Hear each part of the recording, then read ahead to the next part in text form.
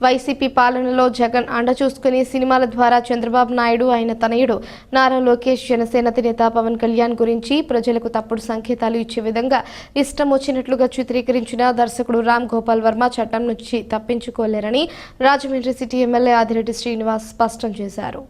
బుధవారం నాడికక్కడ ఆయన మీడియాతో మాట్లాడుతూ రామ్ గోపాల్ వర్మ, నటి శ్రీరెడ్డి, పోసాని కృష్ణమురళి చేసిన తప్పుడు వ్యాఖ్యల విషయంలో చట్టం తన పని తాను చేసుకు వెళుతుందన్నారు. అప్పుడు తప్పుగా మాట్లాడి ప్రవర్తించి ఇప్పుడు తప్పైంది, క్షమించండి, రాజకీయాలకు దూరంగా ఉంటామని, ఇకపై రాజకీయాలు మాట్లాడబోమని అంటే కుదరదన్నారు.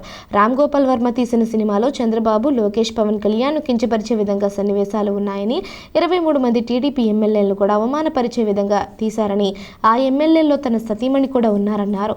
ఆ సినిమాను సజ్జల నిర్మించారని గుర్తు చేశారు. అప్పుడు తప్పు చేసి ఇప్పుడు దాక్కోవడం ఎందుకని నిలదీశారు. తీసేటప్పుడు విఘ్నతతో ఆలోచించాలి కదా. దేవుడు నీకంటూ ఒక బుర్ర ఇచ్చాడు. ఆ బుర్రలో నువ్వు విఘ్నతతో ఆలోచించాలి కదా.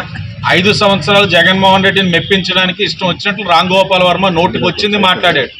ఆయన కానీ శ్రీరెడ్డి కానీ ఇలాగ అనేక మంది వాళ్ళు అన్ని చేసి ఉన్నారు. ఈ 5 నెలల అధికారంలో మేము వచ్చున్నాం కూటమి. ఎక్కడైనా సరే వారిని కానీ జగన్మోహన్ రెడ్డి గారిని కానీ వారి కుటుంబ సభ్యులు కానీ ఎక్కడైనా సరే మీకు కించపరిచేటట్లు మాట్లాడుతూ ఉన్నావా? వాళ్ళ ఇళ్లలో ఆడవాళ్ళని మేము ఎక్కడైనా సరే అవమానపరుస్తూ ఉన్నావా? ఆఖరికి తెలుగుదేశం, బీజేపీ, జనసేనలో ఎవరైనా సరే మహిళల్ని కించపరిచేటట్లు కానీ ప్రవర్తిస్తే ఉపేక్షించబోమని గౌరవ ముఖ్యమంత్రి చంద్రబాబు నాయుడు గారు, ఉప ముఖ్యమంత్రి పవన్ కళ్యాణ్ గారు చెప్తా ఉన్నారు. మాకు దిశ నిర్దేశిస్తా ఉన్నారు. ఇది మా వ్యక్తిత్వం. కానీ వాళ్ళు 5 సంవత్సరాలు ఎంత దారుణం చేసి క్యారెక్టర్ అసాసిన్స్ చేసి ఈ రోజు మేము పుణ్యులం అయిపోయాం, రాజకీయ సన్యాసం తీసేసుకున్నాం, మాకు ఇంకెక్కడి నుంచి రాజకీయంతో సంబంధం లేదంటే చేసిన తప్పు అంతా చేసేసి ఇప్పుడు అంతా తూర్చంటే ఎవడని ఊరుకుంటాడా? చట్టం దాని పని అది చేసుకుపోతుంది. గత 5 సంవత్సరాలు ఆ సినిమాలోని నా సతీమణి కూడా ఉన్నారు, ఆవిడ కూడా ఉన్నారు. 23 మంది ఎమ్మెల్యేలు చిత్రీకరించారు. ఎవరిని వదిలిపెట్టే ప్రసక్తే లేదు.